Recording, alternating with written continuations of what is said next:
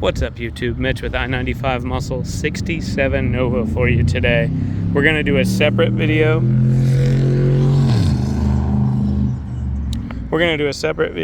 Where I take the hood and the trunk off because it has these body panel pins and you have to use a little flathead or a body panel pop tool.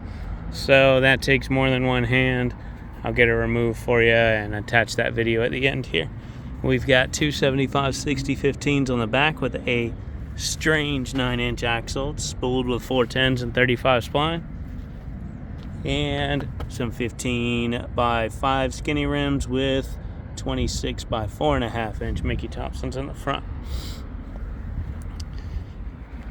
It's just going to keep getting better with this car, so there's going to be a long list. If you skip through the video, you're going to skip some details. So here you'll see the adjustable coilovers, also with adjustable locations, and the calipers for the disc brakes, that 9-inch strange rear end with giant axle tubes because there are 35 splines in there. You'll see the adjustable parts for the links up front as well, and the exhaust that turns out in front of each tire. Now this body is fiberglass, not just the deck lid, but the quarters, roof, door, fender. I couldn't get a magnet to stick to any of it. So under the front, you'll see more disc brakes, more coilovers, some tubular control arms.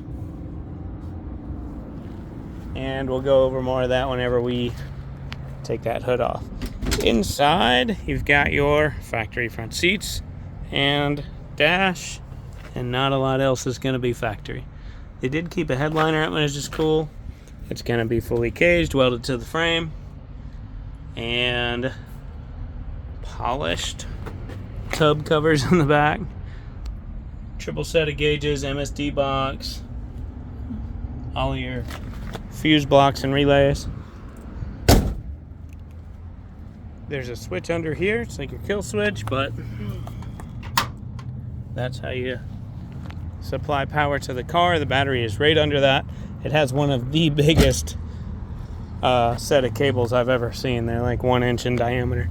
I've messed with a lot of car audio and never saw that. So this light that is the backlight for this tack does stay on. So you would want to kill that power if you're going to leave it off for a while. And then, or wire that into the ignition switch. The fuel pump is currently wired into the ignition switch. The fans are on a thermostatic switch, so you don't have to flip 10 switches while you're in here. There's that factory VIN. Just realized I haven't talked to you about the engine at all. Because when I start it, and an exhaust is right here, you're probably not going to hear very much of me anymore. This has a 377 cubic inch small block Chevy V8, which is derived from a 350 crankshaft in a 400 block. So similar to how the ZZ302 has 283 crankshaft and a 327 block, which equaled 302, the 350 crank in the 400 block is what is going to let you spin a wicked amount of revs out of a safe controlled rotating assembly. You've also got some roller rockers, aluminum heads. Fuel pump is in the trunk there, and there's not any lining between the trunk, just these tubs. And it is mounted straight to, I think, the frame back there. We'll show you when we get the trunk off, so you can hear that fuel pump in the car.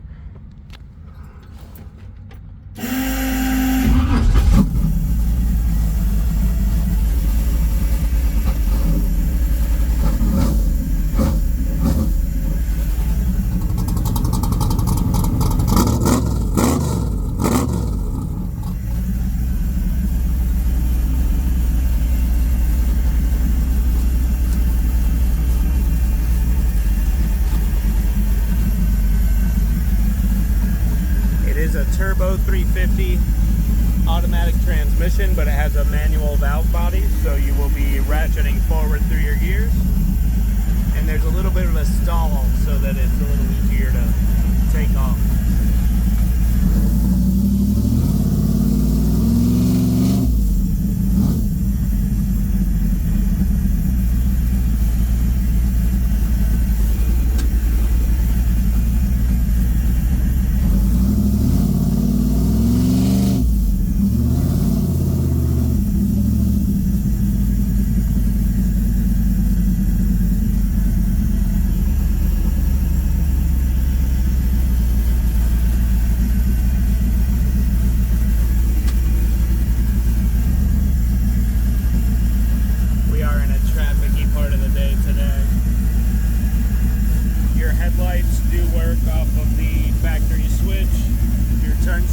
said, weren't blinking, and your wipers and horn aren't wired up, so.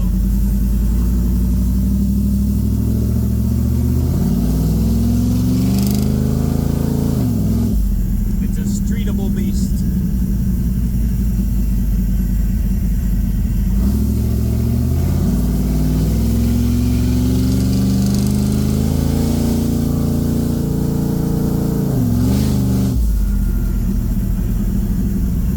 The brakes, the steering wheel does not turn one way or the other.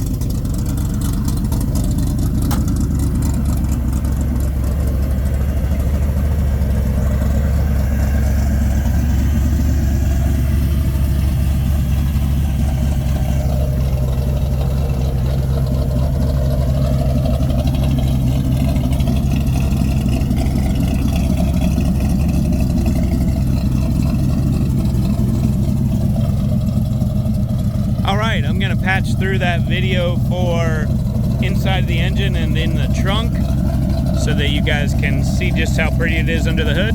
And if I haven't said so yet, I don't think I did, this car is available on I-95muscle.com unless somebody else bought it already. Thanks for watching.